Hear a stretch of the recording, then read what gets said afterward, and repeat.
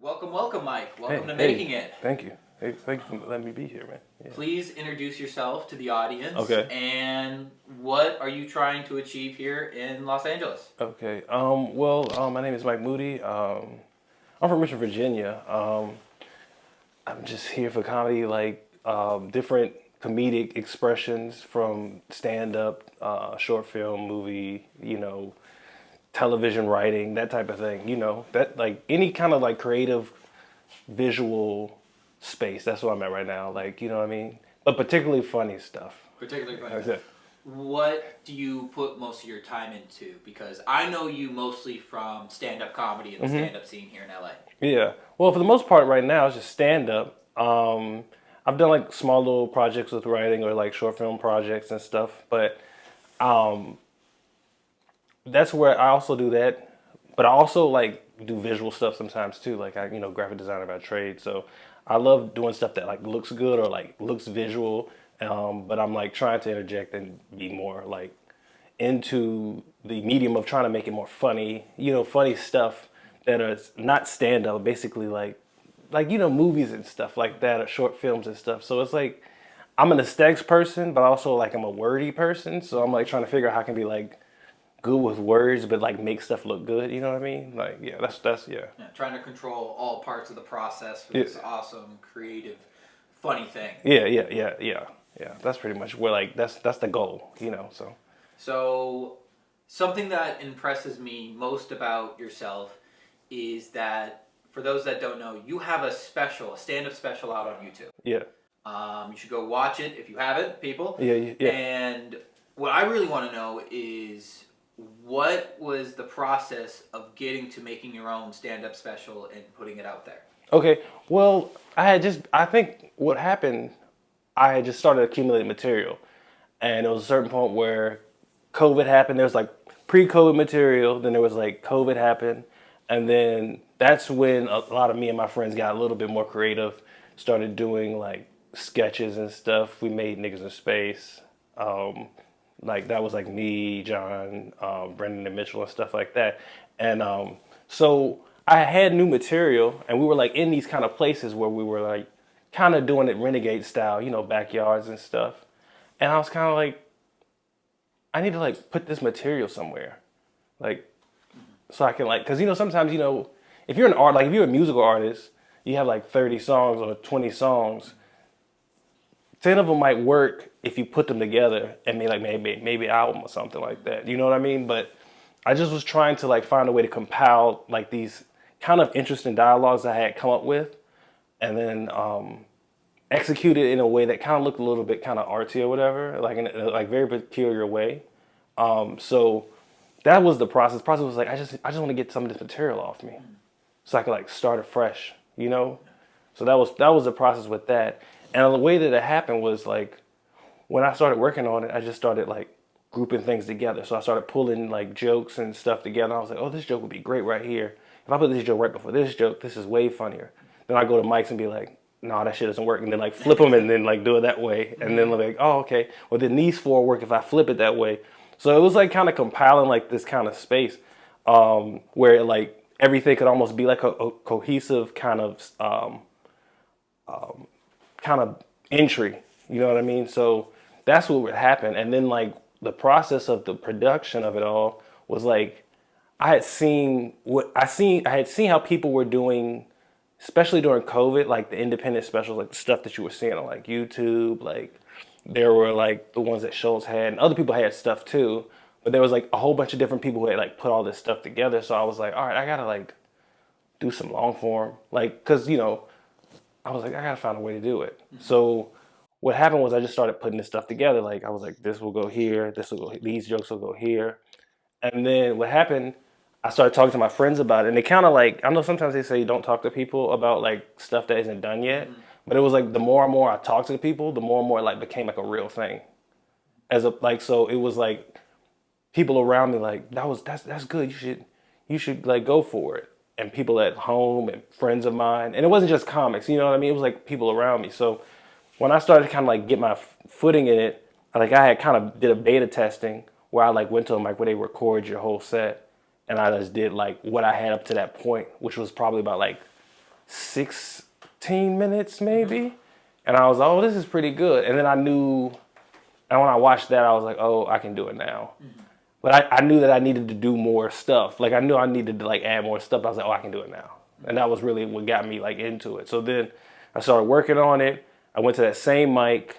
I walked out the mic. It was another dude there, my friend Zach, and then he directs, and he was like, "Oh, you're really, really funny." And what happened was, it was so weird how it happened because what happened, we were sitting there, and then he did a joke, and then when he got off stage and we went outside, I was like, you should say like this one line right here. This would be funny if you say this one line, like a tag. And I know it's weird to give people tags because sometimes it feels kind of weird to give people tags. It can be weird. Yeah, or yeah. it can be like, oh, they use that all the time now. Yeah. And I've seen it go both ways. I've seen it go both ways.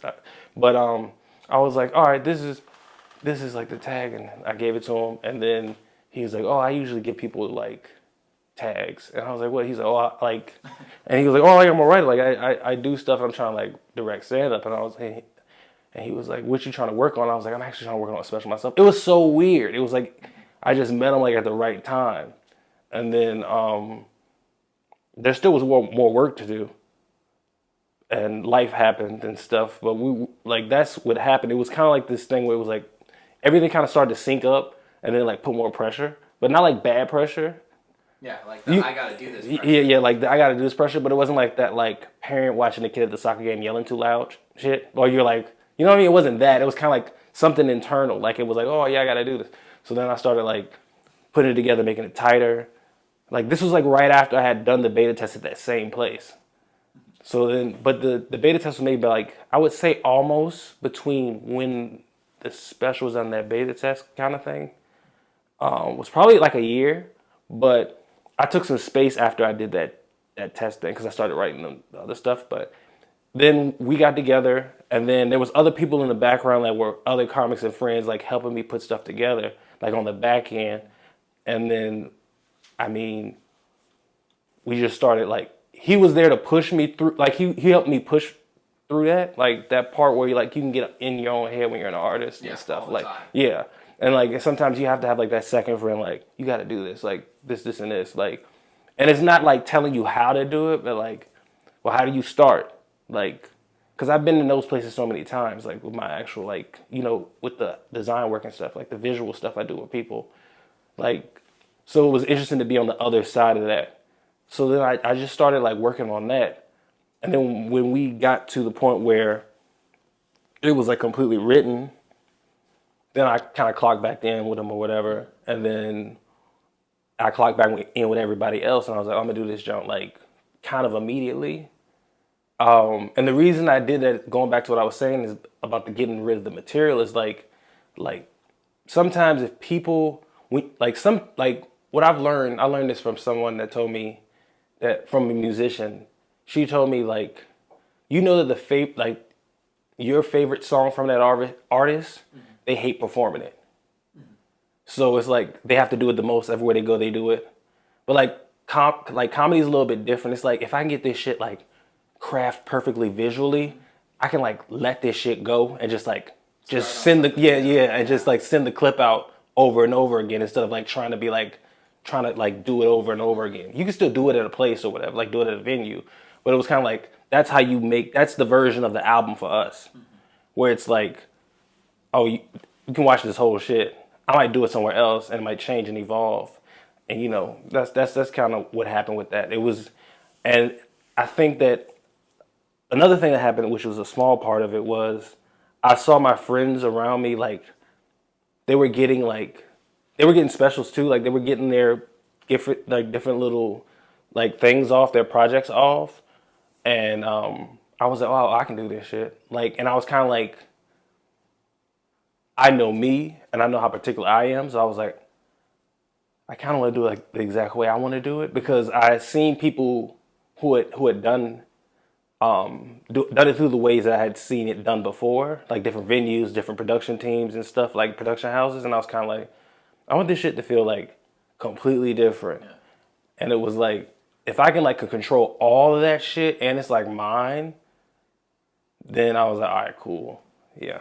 So you want once you get all the creative control together and have everything in place, how was the day of filming the special for you? Like, what were your nerves like, and what was it like leading up to filming it on the day of, and then the days of doing it? Well, it was like, it was weird because one time, like, what happened was I was on my way to go see the venue. We went to go see the venue.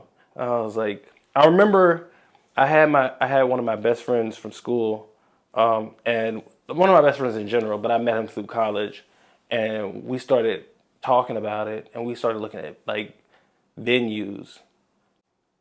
It's all gonna make sense, I promise.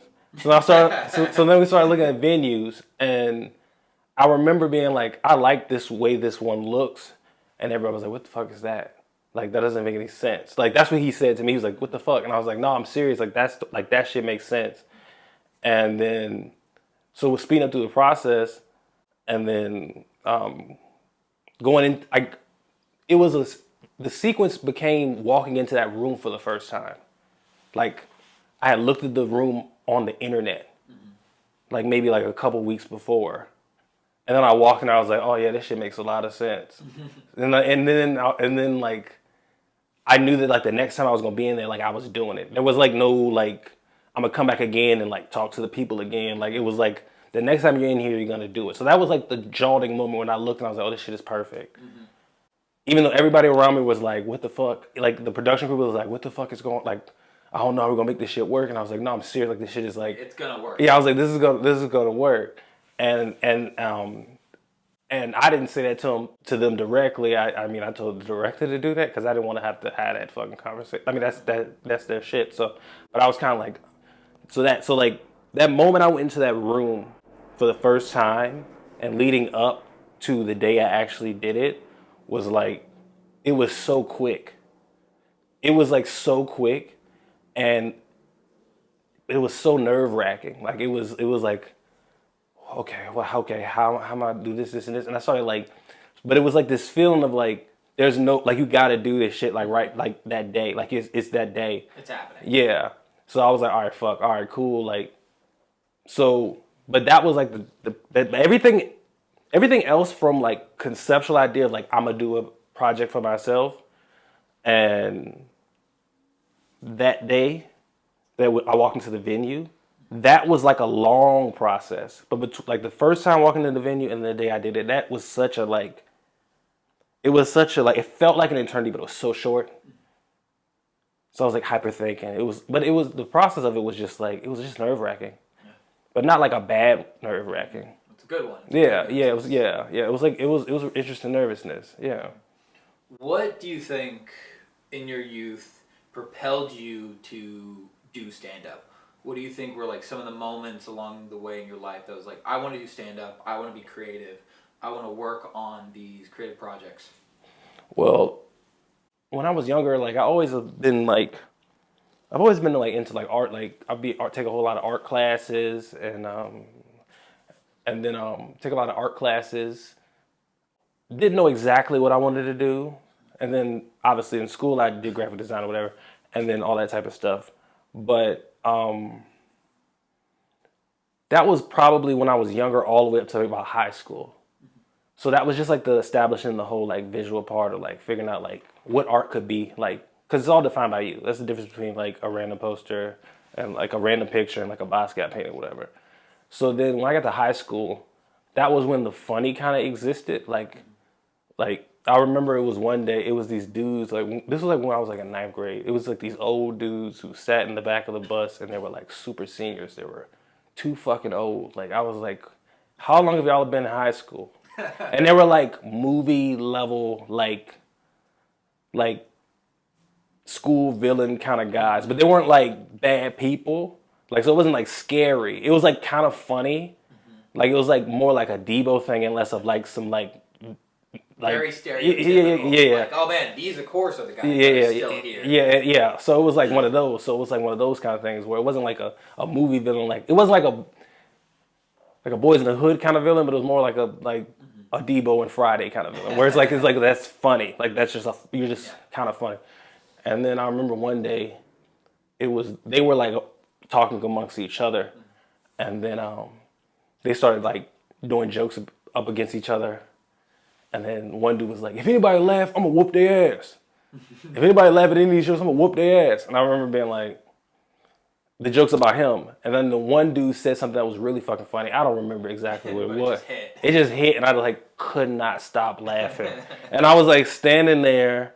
I was like kind of sitting there like in the seat above them two. They were like the last seats on the bus. And I grew up watching like when I was a child. I grew up watching like Late Show and stuff with my dad. So stand up's always been like in the back of my head. So it wasn't like but it wasn't that clicking moment. Like I always been like waking up. I would watch like stand up and stuff with my dad and stuff. Like we would watch like Late Show all the time and shit like that. But it was a moment he's like, anybody laugh? Anybody laugh at that shit? I'm whooping their ass. And it was like this big light-skinned brolic dude, that looked like if Ludacris like was like had like a thyroid problem. And then he was like, and he had like this small, like he had like this red small polo shirt on. And I remember like I just was laughing because the other dude said something to him. He started laughing. And he was like, I'm gonna whoop your ass. Like, what bus stop you get off at? And my bus stop was like at my house. So I was like, I knew I was good. I was like, you're not coming, like you're not gonna be at my, you're not, yeah, like that shit's not happening. And I looked at him, I was like, you Winnie the Pooh looking ass motherfucker. Cause he was like light skinned, but like yellow, but he had like the red polo on, like Winnie the Pooh.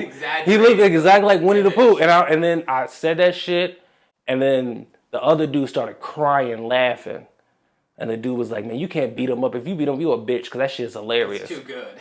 And then that was when I was like, oh, that was like the point. Like, that's the point where I'm like, oh, shit. Like, I can do this shit. Yeah. Mm-hmm. So what was it like to move from Richmond, Virginia, out to here? What did that look like for you? And what did it look like when you landed here in LA? I felt like I had been around the East Coast. So I felt like I wasn't like completely cocooned or whatever. So I wasn't afraid of a new space, but I felt like all those spaces I've been to Virginia. I mean, I had been to DC. I lived in Maryland and all these places. So they all looked different than where I was from. But moving all the way from there to here, it was like completely different. Like the palm trees and shit, like the way LAX felt, like first time on a plane. Like it was a lot. Like I was like, this is completely different. And it was like one of my friends, like my same friend who helped me work on that first project from school, what I've known for years, my friend Brett, he picked me up from LAX, and I didn't even have the time to process it. I had to process it slowly on my own, because he was like born from there. I met him in school over here. So I met him in school in the East Coast. So he was in his like home, like he was just in his home base. So I was just riding around with somebody who knew everything about this place, and I didn't get to really process it slowly until like on my own slowly. Like it was just like something I had to like get used to. Like the LAX and where they live was like so close. It was like a 5-minute ride. Like it was at night. Like I didn't even see shit. So it was like those next days I was like looking around, like looking out the window. I was like, what the fuck? Like this shit is completely fucking different. Like I don't know. I've never seen no shit like this before. Do you feel like you had a bit of culture shock even coming here? I would say so. Yeah. I would say so. It wasn't as jolting, but it was more of a visual thing. I think sometimes with LA, it's like moving to LA from somewhere else is a slow burn to get acclimated to. That's a lot. Yeah, and it's not like I'm lost the first day. It's more like this, what the fuck? Okay. Because it was so, I'm telling you, like that, the car ride between LAX was like 5 minutes. And it was right at night. It was like 11 o'clock at night. So it was like dark. So I didn't even see shit. I could tell the like palm trees and shit.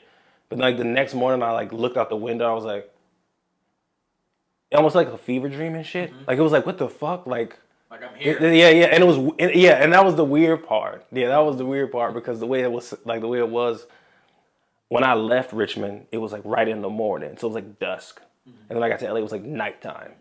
So I didn't get to wake up in another. Yeah, and I was like, holy shit, this is. Famous people do this shit all the time and don't feel anything. Oh, at the beginning, you feel so much of it. Yeah. So it's so nerve wracking. Yeah. I was so scared my first night in LA. I Yeah. was like, this is wild. I Yeah. can't believe I'm doing this. Yeah. What has been one of your favorite parts about this city, and what has been one of your like least favorite parts about this city? I like. They can almost be the same thing, which is really funny. But I would say that what I like and dislike the most about LA is like you can walk down streets and they like instantly change. To like places for me from the East Coast would be like for miles. So you will walk somewhere that looks like almost like family oriented suburban looking kind of thing, and then get into this like industrial looking city looking thing, and then go into the beach and you're like, what the fuck? Like that shit used to be the whole 20-minute ride. Like I can see that shit like in fucking a 5-minute ride. Like if you go from here to Hollywood, imagine how much the terrain changes. Oh, so much. Yeah. For us, like, it's unbelievable how much it'll change. Yeah. There's so many different spots. And you'll be like, what the fuck? And then you'll see like elements of all these different places kind of blend against each other, and you're like, oh, this is the whole place.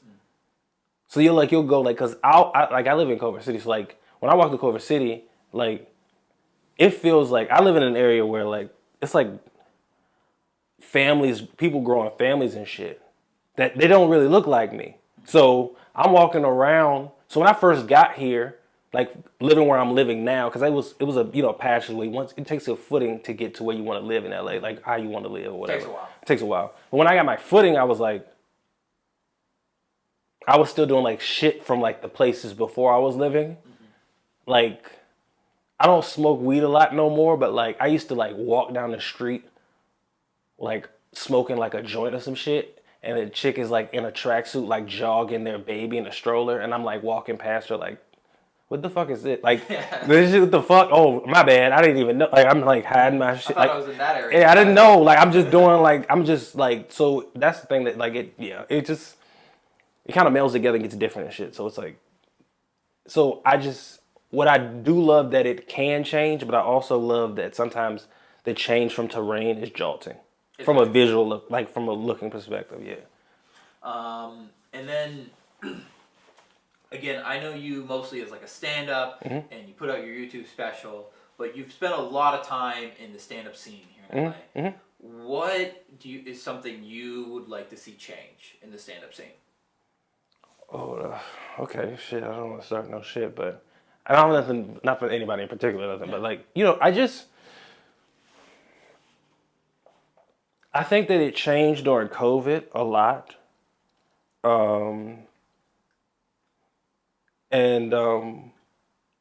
What happened during COVID was I saw a lot of people kind of get up and come out of nowhere and just be here. And they were just like, I'm here from such and such, and I'm here because I thought the world was in it. And I was like, fuck it. I might as well do that shit next to palm trees. And you're like, why? Like, after you watch it, say, like, why?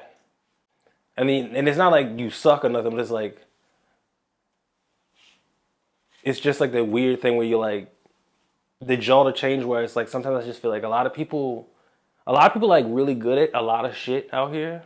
Because I study like old Hollywood stuff. Like I love like old Hollywood stuff. And I feel like a lot of people out here in LA are like, have like, they're like multi-hyphenates. Like they have a whole bunch of stuff they can do already. And they're like really, really good at it in entertainment. And then they'd be like, I'm gonna do stand-up too. And I'd be like, why? This is not 1980s. Like, this is not the 1980s. Like, Michael Keaton was at the Improv and now he's Batman. Like, that shit is like, that's different than like now. That shit doesn't really happen now. So then like, what I would think is like, I think people should consider comedy to be a little bit more sacred than it is. I think people should take it more seriously, in the sense of just the space of it. Cause not like from a snob perspective, but just like, I feel like people would be like, oh, and I do stand up. And then you watch and you be like, you're good at the other shit. Like, you're great at the other shit. You got a house with your other shit. Like, do what you know. Yeah, do what you know. Yeah. And that's the thing. I'm like, what the fuck is going on? But that's the thing I would think would change is like taking it more seriously. I think that yeah, I just think that if you took it more seriously, and that's not like some I got to be at a mic every day thing, but like taking the art of like you doing stand up seriously, where when I get on stage, I must say something. Like even if you're like viral and you have like shit you do that's small, like short form, and it works and it's fucking like 15 seconds, like that shit great. But it's like,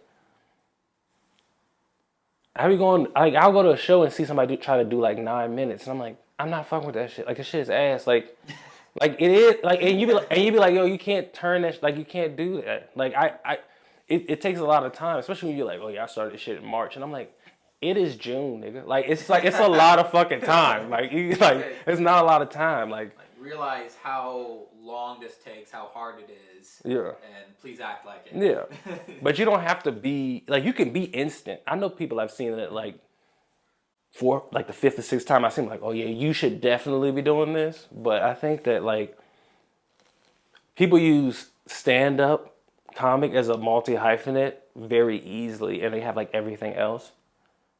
And then meanwhile, there's people who are just fucking funny on stage, and like they'll lose their spot at like the store or some shit because such and such with 250,000 followers is there, and they get up there and they just like talk. uh, for the comedians I've interviewed, there's a pretty consistent trend that there's a big difference between like influencer stand up and a stand up stands up. So, and very much I see with you and me, like we're very much in more the stand up world. Oh yeah, we're And kind of snobs a little bit. we are. We're definitely snobs. And we can admit that. We like it. Yeah, Like, yeah. this is our little world and we want to protect it. Yeah. But being in our little world, we're still trying to work hard and do everything we can for it. Mike, what are you trying to do next in stand up or in entertainment? What do you think is your next hurdle? Well, I think the next hurdle for me, I've been still continuing to stand up, but also in my mind, I'm starting to understand the real melding of those worlds of the visual and like the funny is like film stuff.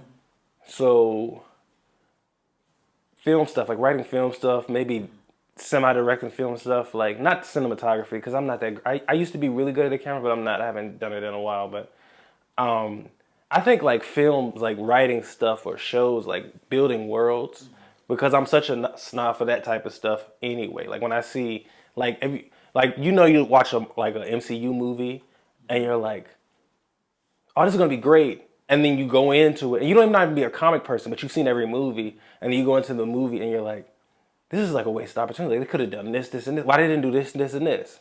So it's like getting to that point where it's like, oh, if I can control it, I can just do that. But I think like for me, it feels like writing and kind of building worlds. Like I've started to do that with my friends, and I'm around people who are better, scribes than me, outside like stand up. That's I think this next hurdle is like trying to figure out how to make a movie, make a short. And I know movie's subjective, so it doesn't have to be 90 minutes because I don't know if I have the sanity for that. But maybe a good solid 12, 15 minutes or something that's like exactly the way I want it to be. Where I look at it, I'm like, I don't regret no shots. And I don't necessarily have to even be in the front of them. Like, I don't regret no shots. I don't regret no angles, like, takes. Like, it's, like, exactly, like, where I want it to be.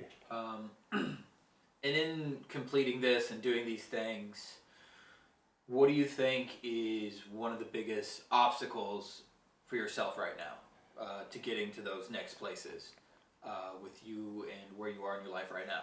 I would say that there's a level of, like, keeping up the consistency. Like, if you make progress, every day, then it starts to build and grow, and then you kind of see it become its own organism. But if you stop the progress, it starts to like kind of become more of like a start and stop, where it feels kind of like it's not even a snail anymore. It's just like it's like jumpy.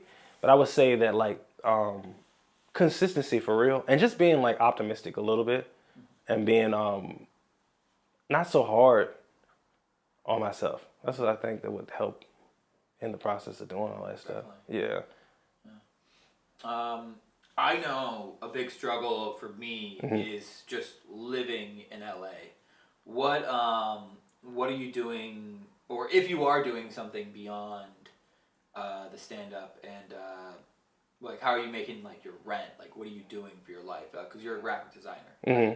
Mm-hmm. Um, how is that going? Like, do you have roommates? Do you like live Well, with a partner? Like I, what's well, I live. I mean, I live with a few people, like in a house. But I try to make sure that's the work, and then there's always other stuff, and then there's always like small gigs to get money and do other stuff.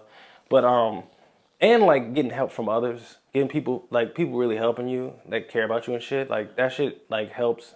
That's helped me a lot recently, and just in small ways too. Like it doesn't have to be like a macro thing, but the macro and the micro. But just really trying to build a brand because with and not the stand up brand, but like with the design stuff because I'm good at seeing what somebody else's vision is once they tell me. But like for myself, like it takes fucking forever to figure it out. Cause it's not easy. yeah, like I think like when I spoke to you before, it was like I can like shoot out a website and logo and stuff for somebody, something visual for somebody, like quick.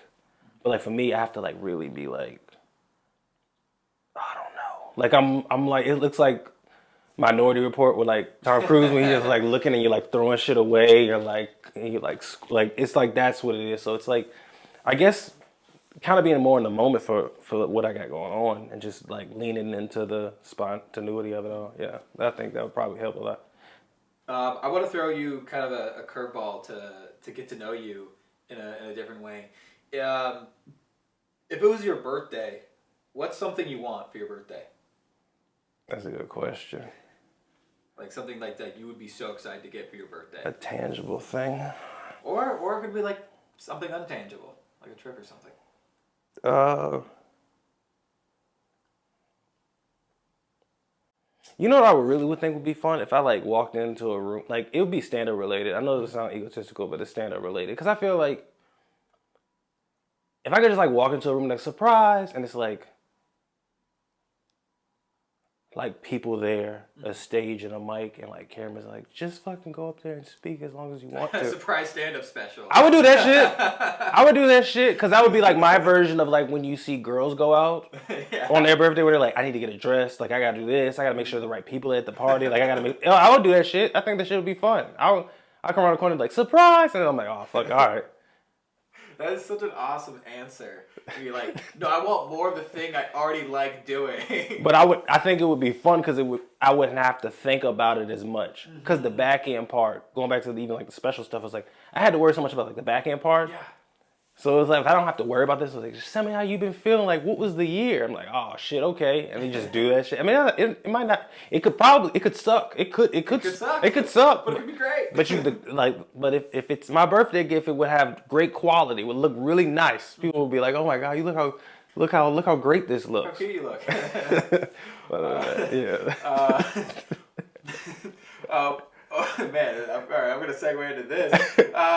What does making it with stand up or creativity in this industry in this world look like to you? What does making it look like to you? I think for me, it just looks like it really looks like I'm comfortable as shit. Like I don't have to think about anything. Um, I heard this from a friend who knew David Arnold or whatever. David Arnold, and David Arnold's a comic. He passed away, but he had like 2 Netflix specials. He wrote shows. He was like all the way in the background of the scene. But I remember a friend told me he said something that was really prevalent. He was like, I can walk into the Target and buy everything and nobody knows me. Where like you can walk into the room and like do whatever you want, but you're not like getting hassled. Like it's not Chappelle in Target, which would be like, I don't want that shit. Mm-hmm. You said this, like I don't even remember that. Yeah, what was that? I was in a pub and it was 3:30. I don't know what the fuck you were talking about, like that. But I think that's making it. I think the creative expression of feeling fulfilled, where like you get to try everything at least once that you want to do, and then being like that. I think that's making it. Anything else? What was the other part? Am I missing a part? I think. No, that was it. I just wanted to know what it was. Yeah, I think that'll be it. It was just like like it creating some type of value, like some financial value for you to be able to move around in a tangible way, adjusted to my like lifestyle. Because sometimes I feel rich and sometimes I feel poor. You know what I mean? So that medium where I could do both of those shits in the same day. LA is notoriously a very hard place to be, and for a lot of people it works out. A lot of people it doesn't. I think we're all scared of that. Is there a time where you think, or a wall you would hit, where you would start walking away or quitting, or what would slowing down look like for you? Or if there's like maybe an age that you feel like if I don't achieve this by this time, I think I'm done. Is there anything like that? I think that as far as stand up is concerned in LA, I think there's not. I feel like the age thing would be relative to whatever I'm doing in my life. So if like I became like a father or some shit, and I had a whole bunch of kids, I feel like stand up could be fun still, but then also I might not have time. So like because I'm busy, but I think turning away just I think for me because I know the way I look at like the art of stand up and like the art of comedy itself, there's so many different ways where you can still kind of fulfill like where you want to go and what you want to do. So I don't know if it would be like a hard cutoff where it's like, but I think that maybe if I got too old, like maybe maybe something like that. If I'm if I'm too old, I'm like at an open mic and like everybody's like young as shit and like I don't know how to work technology anymore. Like that, like some like that's just kind of weird. Like, but and I think the only other thing that I think would make me turn away from it is if I felt like what I was creating was outdated. Like imagine right now. Imagine in the 80s there's a guy who was great at selling IBM computers. He can't do that shit. But if he's a great salesman, he can sell a MacBook. So it's like kind of it will kind of create like create a more bird's eye view of the process and less of like maybe quitting completely. Yeah, you just don't want to be stuck selling IBM computers. Yeah. So it's like kind of like some type of way, but yeah, that's I think that's what it would be for me. Like, yeah. If you could have anything you wanted, not stand up related, what would that be? It'd be a pretty cool looking house somewhere. I don't know if it's here, but modern, like one of them futuristic, one of them shit. Not the Total Recall looking shit, but like like that middle ground, like Blade Runner looking shit. Futuristic. Yeah, like the refrigerator talks and shit. And it doesn't even have to be like I don't even need a whole lot of space. I probably don't even want stairs to be. I'm too fucking lazy sometimes. Like, you know what I mean? Yeah. So something like that, just chilling with a girl that fuck with me, and it's mutual. I don't have to we don't have to try hard. That's kind of shit, House and a good partner. Yeah, that would be that's. I mean, that's fire anyway. That's lit. I mean, you see people who got it. Like, pretty sure it's like that Chappelle's house. Is there anything you want to tell us about yourself? I'm consistently inconsistent. That's one thing I can tell about myself. Nobody's surprised when I'm not consistent. They're just like, oh yeah, this is just what's happening. This is a part of the process. But that's what I would say. I would say that's what it is. Like that I would say that's me. But I mean, I do care. I do give a fuck. I think a lot of times people think if I'm like in between, I think I don't give a fuck. Like I even like going to comedy, not from just people, but to comedy. Sometimes I'll be like, fuck a mic, I'm not going. Fuck a show. Yeah, and that's okay. Yeah, it's okay to just have a night. Yeah. So I'm just like that. So I'm just like, yeah, that's me. Like I'm just like, sometimes I just be like, Love that. Yeah. Man, thank you so much for doing this. Thank you. I really appreciate that. Where can people find you? Okay, part of my trauma. That's on YouTube, and that's my special. Then I have Mike Moody 91 on Instagram. All right, thank you, Mike. Thank Thank you you. so much for being here, Thank you. man. I appreciate you. Thank you. Thank you so much, man. Thank you.